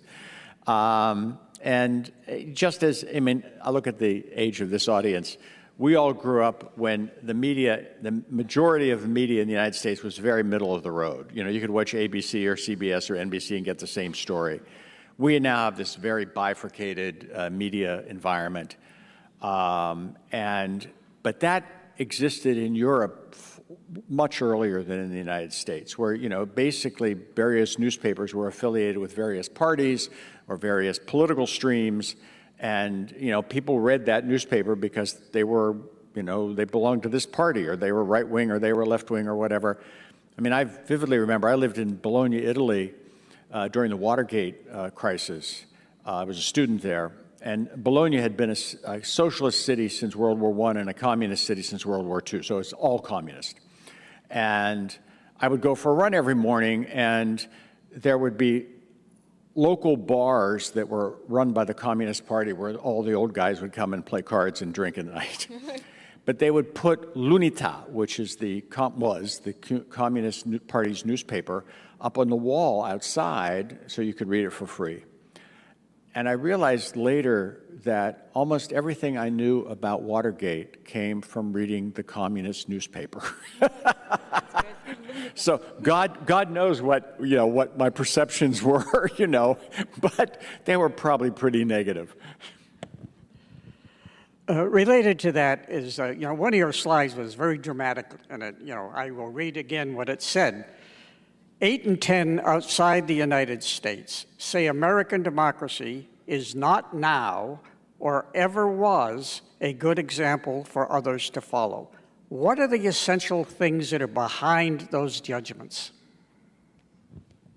This is one of the shortcomings of public opinion research. You don't know what the respondent was thinking when they responded to the question. I mean, Maria's work on focus groups is why that's so important, because you can, if you spend 2 hours with people, you can maybe tease out from at least some of them, what were they thinking? And, let's be honest, their rationale for feeling that way might be so off the wall, right? I mean, it may have nothing to do with what's really going on in the United States. But again, it gets at an emotion. It gets at a sense that, again, we believe that we are this shining city on a hill and people should all very aspires to be like us. And what they're saying is, no, we see your democracy operating, and we don't want any part of that. But what they mean beyond that, do they really understand the American democracy? Do they understand the kind of things that we wrestle with on a day-to-day basis about our democracy? I'm actually quite doubtful. Well, we can. Yeah. Okay. Currently, the big issue we have, of course, is all of the trials that are pending relative to our former president. Is that getting detailed reporting in the foreign media? I don't know, because I would say I have a limited reading of foreign media. You would know better from being in Africa how closely that was covered. I can tell you that during Watergate, I was on vacation in Sardinia, which is about in the middle of nowhere. And I got up one morning, and the local newspaper that had about 5 pages, it's just a little, had the pictures of all 5 or 6 or whatever it was of the Nixon, White House people who were all, charged with treason or whatever it was. They were charged with, Haldeman's picture, Ehrlichman's picture. This was on the front page of this little newspaper in the middle of nowhere. So at least at that point, it had gotten to the point where people were following this, and they knew who these people were, and how closely they're following the travails of Trump, I don't know. But maybe in Ethiopia, you could have any sense. I think that overall, U.S. politics is followed very closely in foreign media, including Ethiopia, China, Russia, and other media that I follow. This trial, though, it has had this, you mentioned so many different tribulations, there's so many different trials as well taking place at the same time. It's a bit hard to follow everything, especially for someone outside the US. So I think even for me, sometimes I'm behind on the latest proceedings or the latest things happening when it comes to former President Trump. So I think some people just don't have the capacity. You have to keep up. So I'm a little behind. So I will admit that. But I think this is something that's difficult for people to grasp every detail of what's happening, what are the implications. They want to get to the chase of, is anything going to happen? So people would ask you, is there any possibility he's going to go to jail? And is he going to still have a chance to become the president? These are the questions being asked. And I think all of us are thinking about, is he going to still have the ability to effectively run for office and to win the election? I mean, that's a scary thought that I think many people are reckoning with. So that's the same question that's being asked by people outside of the United States. But following every legal detail and every proceeding, I think it's a bit overwhelming. So I think they're looking for some kind of bigger vision or some sort of implications as opposed to every step of the way. I think it's hard to have the patience for every step in this long process. Yeah. How big an issue is it worldwide in the various ways the United States and China, and of course the world at large, in dealing with global warming and the issues there? We've had a number of discussions recently between the United States and China. I'm not sure at all how those are gone or how much progress, if any, have been made. But when you try to identify areas where the two countries can cooperate on things, certainly this is the huge one. What is disconcerting about American public opinion is that, for example, at German Marshall Fund, we have asked people, do you want to work with Europe in dealing with China, which is by extension, in climate would be, and there's not much support for that. And vice versa, there's not much support for that. Even though, you know, Europeans overwhelmingly are worried about climate change, and the U.S. there's growing worry. I mean, for years it was very disconcerting. We at Pew would ask, what are the major challenges facing the country this year? And Ellen and I often laugh about this. Trade, which was something we worried about, and the climate were always at the bottom of the list. People just weren't that interested. But climate at least is going up as a concern. I'm not aware of Chinese public opinion about whether they see a need to work with the U.S. on these issues. You know, the last meeting between John Kerry and his counterpart in China, basically Kerry was told, at least in public, you know, we're going to do what we're going to do. And there was no kind of, you know, locking of arms and we're going to march to the future together. And so that's a bit unnerving or disturbing. Kerry is ever the optimist. I mean, he in the administration is the person who has been pushing, we need to cooperate on this issue. And I must say, having been around John Kerry a lot, he is somebody who never takes no for an answer. And so he will keep pushing. John Podesta, who's in the White House, is a big environmental advocate and I think a strong advocate of working with China on that issue. And so that's good. Our struggles over strategic minerals and strategic minerals that come from China, or at least the process as after when they come from China, I think is going to cause problems on, you know, it's a kind of a first order thing but it's really about climate change. I mean, so we want these batteries so we can have electric cars, so we can, you know, address climate change. You know, conservatives in Congress are trying to block Ford Motor Company from licensing battery technology from China that would make for better batteries that would be built in the United States. Frankly, I think that's bad for the climate. And it's not like we're buying the minerals from China, we're just buying the technology. But we'll see how that plays out. I think that while it is, to my mind, a no-brainer that we work with China on climate change, and we can't achieve what we need to achieve if we don't work with China on climate change. You know, the sentiment, the anti-China sentiment in large parts of the country, and especially in Washington, is so great, it makes that very difficult, I think, on almost any issue.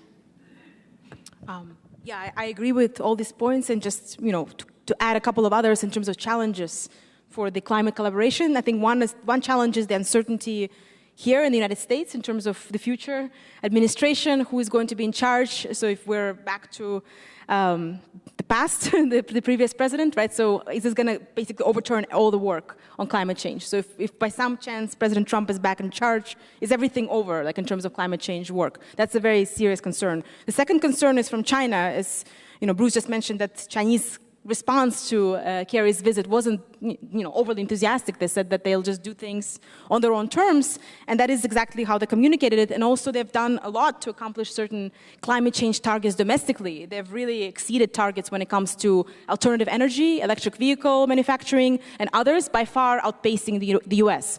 And that's part of their kind of nationalistic card as well. Chinese public, like the American public, is also increasingly nationalistic. The social media analysis, the domestic surveys that are still carried out, they showcase that there is a very strong support behind a strong nationalistic China. So collaboration with the US on any issue is not seen necessarily as the #1 choice. And the third, I think, concern here is the anti-China sentiment across, I think, every strand and layer of US society, whether it's the business community, the scientist community, the universities, and of course the politicians. There isn't a whole lot of appetite for collaborating with China, even though there's, of course, more awareness about climate change now as the climate everywhere is changing. I mean, Beijing is flooded with unprecedented amount of rain this month. It's like the biggest rainfall they've had in 150 years. Vermont has been flooded with unprecedented rain as well, right? There's this incredible challenge that we're all facing and experiencing at this visceral level, but despite that, we don't see a whole lot of progress on bilateral collaboration. So it's very, distressing to see that, but at the same time, we have to be, I think, aware of the challenges that take place, and maybe changing that anti-China sentiment is really important, but how to do that is a big question. I mean, just to amplify what she just said, China added more renewable energy to its overall system 2 years ago in 1 year than we have in the United States in total. But they also increased their use of coal to generate electricity. So it's like, yes, they're doing all this great stuff on renewable energy, but they're still increasing their dependence on coal because they need the electricity. Until you cut back on the carbon-based emissions, their overall contribution to reducing, and bear in mind, they are the largest emitter of carbon at this point. If they don't cut, and cut severely and fast, whatever we do is not going to solve the problem.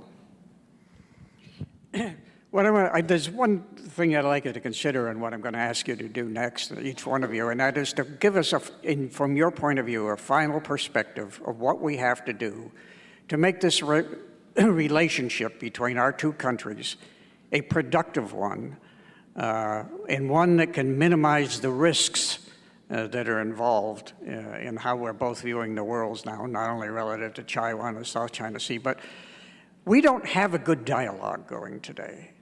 Who's responsible for that? And a number of people think, well, maybe this is just competition between democracy and autocracy. That may be a simplification, but I'd like you both to give us your final perspectives. And Bruce, why don't we start with you? There's enough blame on both sides to share the blame, I guess. But, I guess one of the things I think that is often not acknowledged in the debate in the U.S., we often get into a self-flagellation about our relationship with China. We're decoupling from China. We're returning to the Cold War. First off, we have to remember the Chinese started the decoupling. Their 2025 program was a way of, from their perspective, being less dependent on the outside world for a whole range of technologies and economic growth. It's not just that we may be decoupling or de-risking, which is the new word that people use, from China, but they are decoupling or de-risking from the West at the same time. Their aspirations over Taiwan, which seem to have ratcheted up in the last couple of years, is not something we can control. But it certainly raises the risk of a confrontation that we will respond to. Again, that's on them. It's not on us. But at the same time, there is this unprecedentedly high anti-Chinese sentiment in the United States, which then feeds into almost every discussion in Washington. And policies that are promoted by the administration, but even more strongly by Congress. I do think that that's something we need to have better control over and be more thoughtful about. I don't think we need, or it's not in our interest, to be dependent upon Chinese for certain strategic materials, but the use, as the Trump administration did, of a national security concern to impose restraints on Chinese steel, for example. Ellen and I go way back. She remembers we've been fighting about steel in the world market since as long as I've been around, right? And we'll continue to fight about it. And China overproduces. It produces far more steel than it needs, and it lowers the world price. And there's dumping, and there's all it. But to invoke national security is the right reason. The problem is it's hard to negotiate about it, right? Because then you're negotiating about national security, and it was a way for the Trump administration to finally do something about steel, but then put us in a box. And how do you get out of that box in trying to have better relations with China, and the knock-on effects for the rest of the world? Because now we have a steel problem with Europe as a result. And so I think that the administration is trying to improve the dialogue with China. Secretary Blinken did finally go to China, but that visit was delayed and delayed. When my wife went to China, my wife was the Deputy Secretary of State. They wouldn't meet her in Beijing. They would only meet her in a peripheral city. That was like we're going to keep you at arm's length, right? The president will probably see Xi in San Francisco at a meeting in the fall of Asian nations. If that happens, that's good, and I think it's a way to kind of advance the dialogue. But I guess my principal takeaway is we're not the only ones who are making this difficult. The Chinese are also making it difficult, and we both have to try harder. And I think the administration is trying to find ways forward in that dialogue. I'm not at all convinced the Chinese are. Well, it's a tough question in terms of what can be done about this increasingly distanced relationship and a very contentious relationship. So I think one thing to keep in mind we can't change China, right? This is a very basic point, but the US administration and a lot of the experts for many decades thought that we can actually transform Chinese political system, influence it to become a democracy, and that China's economic growth would yield a more open society. This outcome has not materialized. China has remained an undemocratic, highly developed now economy, but it's still an authoritarian country, and it's increasingly experiencing centralization of power, personalistic governance under Xi Jinping, lack of media freedom, and many other concerns. So we cannot change and transform Chinese society from here or to transform it to become a democracy. I think this idea of democracy export and changing China should be abandoned as an ideal. I just don't think it's going to work. So as a result, we're left with only our own side. How can we change some of our own perspectives, attitudes, and policies vis-à-vis China to make this a more manageable relationship? Because we can't completely isolate or decouple. I just don't think that's realistic either.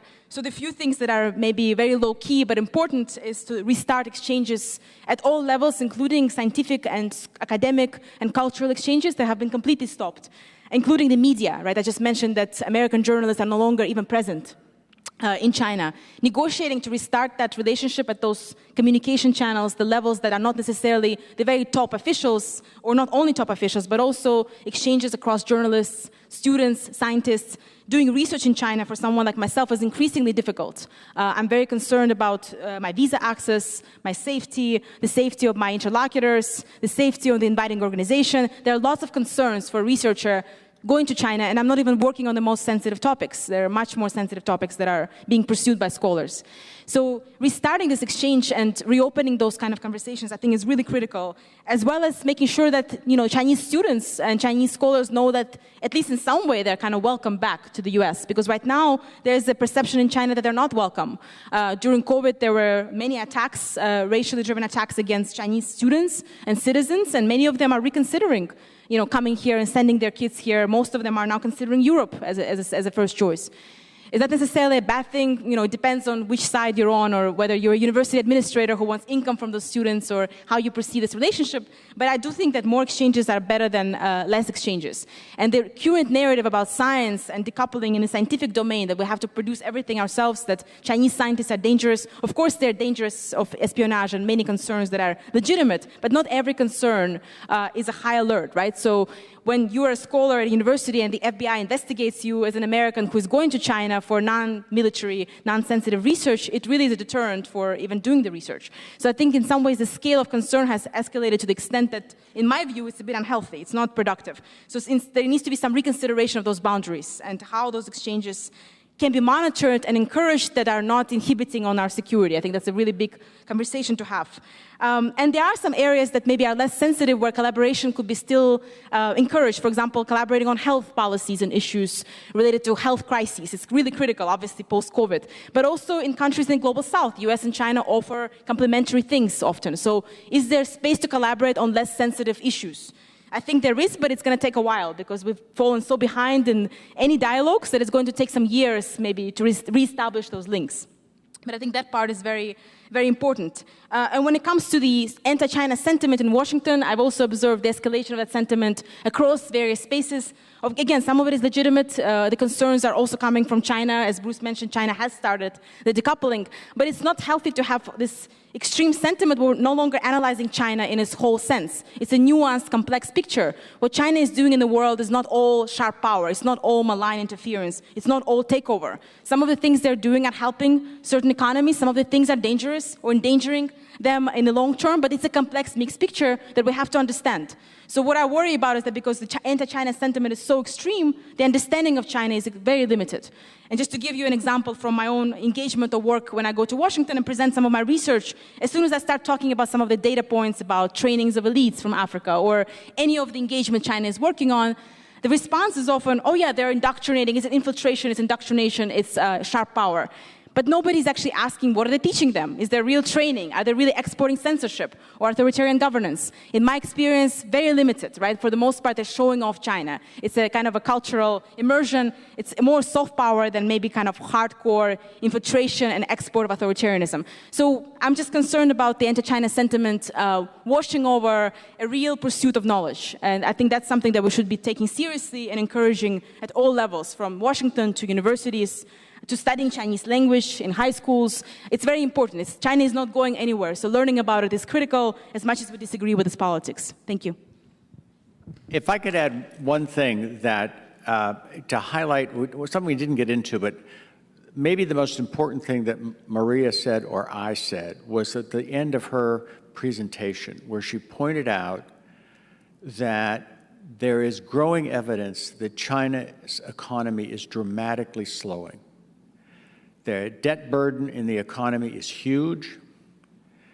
1 out of 5 young people, at least, are unemployed. And bear in mind that all of us, including us, formed this vision of China and its future and its power and its threat or whatever based on a China that was consistently growing at 6, 8, 10% a year. And so we see China, as we did at one point see Japan, as like this inevitable behemoth. And that's not to minimize, it is a behemoth already. But we need to begin to think through, what if China is growing at 0 to 3% a year for the foreseeable future? How do we have to kind of rethink how we deal with China? Because on one hand, they may be less of a threat. On the other hand, they may be more of a threat, because the government gets more and more desperate. So it's just something we need to think in the back of our heads, which we never had to think about before. Well, this has been one of the most complex problems I think this country has ever faced, the relationship between the United States and China. And I think you both have done a superb job in educating us on the various ways in which you see this. And frankly, I'm rethinking a number of things, and I'm sure our audience is too. I thank you both very much, Maria and Bruce, for what has been an excellent presentation.